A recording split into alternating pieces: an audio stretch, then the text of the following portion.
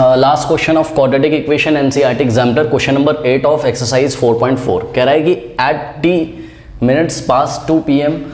The time needed by the minute hand of a clock to show 3 p.m. was found to be 3 minutes less than t square by 4 minutes. Find t. अब देखिए बच्चे इसमें question नहीं समझ पाते हैं, समझिए जरा। क्वेश्चन ये है कि पहले हम एक क्लॉक बनाते हैं आपके लिए यहाँ पर, ठीक है। तो ये देखिए एक घड़ी हमने बनाई, यहाँ पर कहीं 12 होता है, यहाँ कहीं 6 देखा होगा आपने, टाइम देखना आता होगा आपको, यहाँ 9 और यहाँ 3, ठीक है। यहाँ कहीं 1 होता है, यहाँ कहीं 2, करेक्ट। तो देखिए जो आर की हैंड होगी, आर हैंड, ठीक है, घंटे जो घंटा बताती है, वो जो सुई होगी वो कहीं ना कहीं जब दो, देखिए इसका क्या मतलब होता है, at t minute past 2 p.m. इसका मतलब 2 बज के कुछ मिनट हो रहे हैं। मान लो कि अगर एट t minutes की जगह एट 10 minutes बोला होता, let us assume at 10 minutes बोला होता, एट 10 minutes past 2 p.m. इसका क्या मतलब होता है, 2 बज के 10 मिनट। इसका क्या मतलब होता है, 2 बज के 10 मिनट, मतलब 2 बज चुके हैं और 10 मिनट भी हो चुके हैं, ठीक है। तो eight t minute past 2 p.m. का क्या मतलब हो जाएगा, 2 बज के t मिनट्स हो चुके हैं और इस t की वैल्यू हमको अभी नहीं पता है, यही t हमको क्वेश्चन में फाइंड करना है। तो समझो जरा, जो आपका हैंड का आर होगा वो छोटा होता है साइज में, तो वो कहीं यहाँ 2 और 3 के बीच में होगा, एग्जैक्टली मिडिल में नहीं मैं कह सकता हूँ, कहीं पे भी हो सकता है वो, बट 2 और 3 के बीच में होगा, ठीक है। और जो हैंड, जो आपका मिनट वाला हैंड होगा, ठीक है, वो कहीं यहाँ होगा t मिनट्स पे, हमको नहीं पता है कहाँ है, ठीक है। सपोज 2 बज के 20 मिनट हो रहे हैं, लेट अस अज्यूम 2 बज के 20 मिनट हो रहे हैं, ठीक है। तो अगर हमने आपसे बोला कि भाई 2 PM और 3 PM के बीच में कितने मिनट्स का गैप होता है, ठीक है, 60 मिनट्स का गैप होता है, 60 मिनट्स का गैप होता है। यानी कि ये जो मिनट वाली हैंड है, ये जो लंबी हैंड है, आपको पता है ये मिनट वाली हैंड है, ये मिनट वाली हैंड 2 PM to 3 PM करने के लिए कितने मिनट्स लेगी, 60 मिनट्स लेगी, ठीक है। तो ये वाला केस देखो पहले, मान लो 2 बज के 20 मिनट हो चुके हैं, तो इसको हम क्या पढ़ेंगे, इसको हम पढ़ेंगे एट 20 minute past 2 PM, ये पढ़ेंगे इसको। यानी कि अगर हम आपसे बोलें कि 3 कब बजेगा, तो आप बोलोगे भाई 3 बजने के लिए टोटल 2 PM और 3 PM के बीच में 60 मिनट्स कंप्लीट होने, तो टोटल कितने मिनट कंप्लीट होने, 60 मिनट्स, ठीक है। ध्यान से सुनिए, 20 मिनट तो हो चुके, कितने मिनट का गैप है, 60 मिनट्स का, ठीक है। 20 मिनट तो हो चुके, प्लस अगर हम आपसे पूछें भी कितने मिनट्स और हो जाएंगे, तो वही तो आप यहाँ पर ऐड करोगे, तो अभी 40 मिनट्स और अगर हो जाएं, मतलब जो मिनट हैंड है वो अभी और कितना कंप्लीट कर ले, तो जब आप 40 मिनट कंप्लीट कर ले तो 3 बज जाएंगे। 2 बज के 20 मिनट के बाद 40 मिनट और कंप्लीट कर ले अगर मिनट हैंड, तो 3 बज जाएंगे, 3 PM हो जाएगा, यही बात है। अब देखो, तो यहाँ पे आपको कुछ फिल करना होता है, ठीक इसी तरीके से जब इन्होंने हमसे बोला क्या कि at t minutes past 2 PM, ठीक है, at t minutes past 2 PM the time needed by the minute hand, मतलब समझिए जरा, मतलब क्या, मतलब इज इक्वल्स टू में तो हम 60 रखेंगे, क्योंकि 2 से 3 बजना है, 2 से 3 बजना है, क्वेश्चन में यही तो बात करी जा रही कि 2 के बाद 3 बजेगा। तो टोटल सबसे पहले हम अपनी कॉपी में लिखेंगे क्या, सॉल्यूशन में, कि we know that minute hand will take 60 minutes, will take total 60 minutes from 2 PM to 3 PM, 2 बजे से 3 बजे दिखाने के लिए जो मिनट हैंड होगी वो टोटल 60 मिनट्स लेगी, बिकॉज 1 घंटे में 60 मिनट्स होते हैं, आपको पता है, और 2 PM और 3 PM के बीच में 1 घंटे का गैप होता है, तो 1 घंटे में टोटल 60 मिनट्स, ठीक है। तो ये जो 60 मिनट्स है, इसमें से t मिनट तो हो चुके, पढ़ लीजिए क्वेश्चन। अब यहाँ क्या फिल करोगे, यही तो है, क्योंकि भाई क्या हो रहा है, 2 बज के t मिनट्स हो रहे हैं, जैसे 2 बज के 20 मिनट हो रहे थे, तो 20 मिनट तो हो चुके, 40 मिनट बचे थे, तो हमने 20 मिनट हो चुके थे, उसमें हमने 40 ऐड कर दिया, तो कितना आ गया, 40। अब सुनो, अगर t मिनट्स हो गए, 2 बज के t मिनट हो रहे हैं अकॉर्डिंग टू द क्वेश्चन, तो कितने मिनट बचे। अब बच्चे मेरे को क्या बोलते हैं कि सर t मिनट हो चुके हैं, तो 60 माइनस t मिनट बचा, बिल्कुल सही आपने बताया है। बच्चे बोलते हैं सर यहाँ 60 माइनस t फिल कर दो, अगर हम यहाँ 60 माइनस t फिल कर देंगे, तो देखो माइनस t से प्लस t कैंसिल हो जाएगा और 60 इक्वल्स टू 60 आ जाएगा, तो यहाँ से आपको t का वैल्यू नहीं मिलेगा, ठीक है। तो आपको यहाँ 60 माइनस t नहीं फिल करना, हालांकि ये बात सही है कि t मिनट्स अगर गुजर चुके हैं, तो यहाँ 60 माइनस t मिनट्स अभी और बचे हुए हैं, ये बात सच है। बट आप क्वेश्चन में देखिए, उन्होंने कुछ हिंट आपको दिया हुआ है, क्या दिया हुआ है, कह रहे हैं कि at t minute past 2 p.m. the time needed by the minute hand of a clock to show 3 p.m. was found to be 3 minute less than t square by 4। मतलब 3 minute less than T square by 4 का मतलब है कि अभी 3 बजने में, यानी कि अभी 60 मिनट कंप्लीट करने में मिनट हैंड को कितना समय बचा हुआ है, 3 लेस देन, तो 3 हम माइनस करेंगे किसमें से, टी स्क्वायर बाय 4 में से, यानी कि इतना मिनट अभी और कंप्लीट करना है तो 3 बज जाएगा। तो यहाँ पर क्या फिल करोगे आप, यहाँ फिल करोगे टी स्क्वायर बाय 4 माइनस 3। कोई डाउट है बताइए, कोई डाउट है? आई थिंक कोई डाउट नहीं होना चाहिए। पढ़िए क्वेश्चन। इक्वल्स टू में 60 मैंने क्यों लिखा, क्योंकि 2 बजे से 3 बजना है तो टोटल 60 मिनट्स लगेंगे। अब ये टोटल जो मिनट्स हैं ये मिलेंगे कैसे हमको, हम पहले देखेंगे 2 बज के कितना मिनट हो रहा है, तो 2 बज के t मिनट्स हो गए।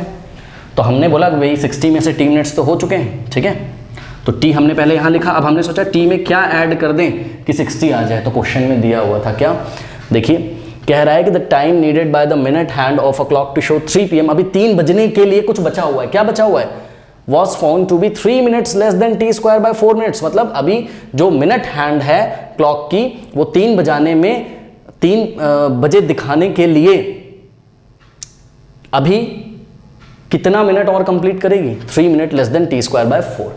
तो 3 minute less than T square by 4, इतने मिनट और कंप्लीट करेगी। t मिनट तो हो चुके, और इतने मिनट जब टी स्क्वायर बाय 4 माइनस 3 यानी कि 3 less than T square by 4 minutes हो जाएंगे, किसके द्वारा, मिनट हैंड के द्वारा, तो टोटल 60 मिनट्स हो जाएंगे और 3 बज जाएगा। बात समझ में? तो इस तरीके से इस क्वेश्चन को हम सॉल्व करेंगे, ठीक है। अब ये इक्वेशन यहाँ से बन जाएगी आपके पास और आप t की वैल्यू निकाल सकते हो, ठीक है। चलिए सॉल्व करते हैं। कैसे सॉल्व करेंगे, यहाँ सब ब्रैकेट हटा सकते हैं, कोई फर्क नहीं पड़ता, पूरे में ब्रैकेट लगाया। अब देखिए ये 4 हटाना है हमको, तो हमने क्या किया, हमने मल्टीप्लाइंग बाय 4 बोथ साइड कर दिया, ठीक है। तो राइट हैंड साइड भी हमने 4 से मल्टीप्लाई किया और हमने लेफ्ट हैंड साइड भी 4 से मल्टीप्लाई किया, तो क्या हो जाएगा आपके पास, सेम क्वांटिटी से आप बोथ साइड मल्टीप्लाई कर सकते हो। 4 इंटू टी, तो ये हो जाएगा आपके पास 4t, और प्लस देखो ये 4 यहाँ पर आएगा जब, तो 4 इंटू टी स्क्वायर बाय 4 हो जाएगा, माइनस 4 3 जा, देखो प्लस माइनस माइनस 4 3 जा 12 इज इक्वल्स टू 4 6 जा 24, तो 240 हो जाएगा। ओके, अब ये देखो 4 से 4 कैंसिल हो गया, तो यहाँ पर आपके पास बचा टी स्क्वायर प्लस 4t। भाई टी स्क्वायर भी पॉजिटिव है तो टी स्क्वायर को मैंने पहले लिख दिया, और प्लस का 4t है, फिर मैंने लिखा प्लस का 4t और माइनस 12, करेक्ट। और देखो ये 240 को लेफ्ट में ले आइए तो माइनस 240 और राइट हैंड साइड 0 बच जाएगा, ठीक है। यहाँ से हो गया आपके पास टी स्क्वायर और plus 4t, minus minus plus sign लगेगा माइनस का, तो ये हो जाएगा 252, दोनों को ऐड कर दो, है ना, 240 और प्लस 12 252। अब देखो इसको स्प्लिटिंग द मिडिल टर्म से हम लोग सॉल्व कर सकते हैं, फिर से यही प्रॉब्लम हो जाएगी। देखो बच्चे स्प्लिट नहीं कर पाते हैं, पता नहीं क्यों। माइनस 252 इंटू टी स्क्वायर अगर आप करोगे तो आपको क्या मिलेगा, आपको मिलेगा माइनस 252 टी स्क्वायर, ठीक है। मिडिल टर्म क्या है 4t, ठीक है, यानी कि 4t को आपको ऐसे दो पार्ट्स में स्प्लिट करना है कि एडिशन पर 4t आ जाए और मल्टीप्लिकेशन पर 252, तो 252 के प्राइम फैक्टर करके उसको रीअरेंज करो, तो 252 के प्राइम फैक्टर करेंगे, 2 1 जा 2 2 जा 4 और 2 6 जा, फिर 2 6 जा और 2 3 जा, करेक्ट, फिर 3 2 जा और 3 1 जा, फिर ये जाएगा किससे 3 से, तो 3 7 जा और 7 1 जा, ठीक है। अब यहाँ से कुछ एडजस्टमेंट हो सकती है क्या, यस, इन तीनों नंबर को देखो, 3 3 जा 9 और 9 2 जा 18, तो ये दोनों ये तीनों नंबर मिलके तो 18 बना देंगे, ठीक है, और 7 2 जा 14, ये ठीक। तो 18 और 14 ऐसे दो नंबर हैं जिनको अगर हम सब्ट्रैक्ट करें तो हमको प्लस का 4 मिल जाता है, तो 18 के साथ t लगाइए, 14 के साथ t, 14 के साथ नेगेटिव, 18 के साथ पॉजिटिव, 18t माइनस 14t 40 होता है, और अगर आप 18t को मल्टीप्लाई करो किससे, माइनस 14t से, तो आपको माइनस 252 टी स्क्वायर ही तो मिलेगा, ठीक है, माइनस 252 टी स्क्वायर। तो बिल्कुल सही हमने स्प्लिटिंग करी है, ठीक है, ओके। तो इतना कॉपी करिए, फिर मैं आगे बताता हूँ। तो ये आपकी इक्वेशन आई थी, t square plus 4t minus 252 is equals to 0। तो यहाँ से टी स्क्वायर प्लस 4t की जगह हम क्या लिखेंगे, वहाँ पे दिखाया हमने आपको 18t और माइनस 14t और minus 252 is equals to 0, correct. अब देखिए यहाँ से कॉमन क्या आ रहा है, t कॉमन आ जा रहा है, तो क्या बचेगा t प्लस 18 और यहाँ से माइनस 14 कॉमन लीजिए, तो क्या बच जाएगा यहाँ प्लस का t और यहाँ भी प्लस हो जाएगा और यहाँ 18 हो जाएगा। क्यों, क्योंकि आप माइनस 14 को अंदर मल्टीप्लाई करिए -14 इंटू टी, -14 टी और माइनस प्लस माइनस और 14 इंटू 18 अभी हमने आपको दिखाया था 252 आता है, इसलिए अंदर 18 पॉजिटिव बच गया क्योंकि हमने -14 कॉमन लिया। ठीक है, अब ये फर्स्ट टर्म है, ये सेकेंड टर्म है, तो कॉमन क्या आ रहा है? कॉमन आ रहा है t प्लस 18 और ब्रैकेट में क्या बचेगा? t minus 14 is equals to 0। अब ध्यान से चेक करिए, इसको अगर 0 के इक्वल रखोगे t प्लस 18 को तो t आ जाएगा -18। अब माइनस में टाइम थोड़ी ना होता है कभी, ठीक है, तो ये वैल्यू एक्सेप्टेबल नहीं, -18 मिनट थोड़ी ना कुछ होता है, समय तो हमेशा पॉजिटिव होता है, आगे बढ़ता जाता है। t minus 14 is equals to 0 रखोगे तो t is equals to what? 14 minutes. तो our required answer is what? t का वैल्यू उन्होंने हमसे मांगा था, तो t is equals to 14 minutes. अब आइए मैं आपको दिखाता हूँ कि हमने बिल्कुल सही किया है। कैसे? एक्चुअल में टाइम कितना हो रहा है इस टाइम? टाइम हो रहा है पता है कितना? 2:14 हो रहे हैं। उन्होंने क्या बोला था? t मिनट पास 2 PM, टी की वैल्यू कितनी आ गई? 14 मिनट्स। यानी कि अब हम क्वेश्चन को अगर पढ़ें तो क्या हो जाएगा? 14 मिनट्स पास 2 PM, मतलब 2:14 हो चुके हैं। ठीक है, तो 2:14 हो चुके हैं। तो बताइए 3 बजने में कितने मिनट बचे हुए हैं? 60 में से अगर हम 14 को माइनस कर दें तो कितना आ जाएगा? 46 मिनट्स अभी बचे हुए हैं। लेकिन ये जो 46 मिनट्स हैं ये कैसे मिलते हैं? ये इस तरीके से मिलते हैं कि टी की जो वैल्यू आई थी उसका स्क्वायर करके उसको 4 से डिवाइड करके उसमें से अगर हम 3 माइनस कर दें। यही तो बात करा था उन्होंने, क्या कि the time needed by the minute hand of a clock to show 3 PM was found to be 3 minutes less than 3² 4 minutes, यही बोला था। आइए जरा चेक करते हैं क्या इसको सॉल्व करने से 46 आता है। क्यों? क्योंकि याद होगा आपको हमने टी में क्या ऐड किया था? t² 4 - 3, तभी हमने इसको 60 के इक्वल बोला था। ठीक है, तो t तो आपका कितना हो गया? t 14 आया। अब देखो इसकी वैल्यू 46 आनी चाहिए, तभी तो 14 प्लस 46 कितना हो जाएगा? 60। आइए चेक करते हैं।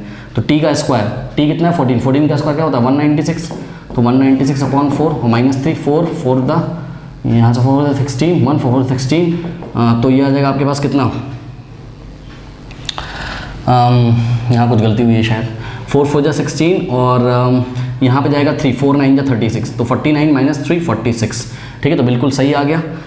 इस फंक्शन का मतलब t² 4 - 3 का जो वैल्यू है वो कितना है? 46 है। तो बिल्कुल सही हमने सॉल्व किया है स्टूडेंट्स।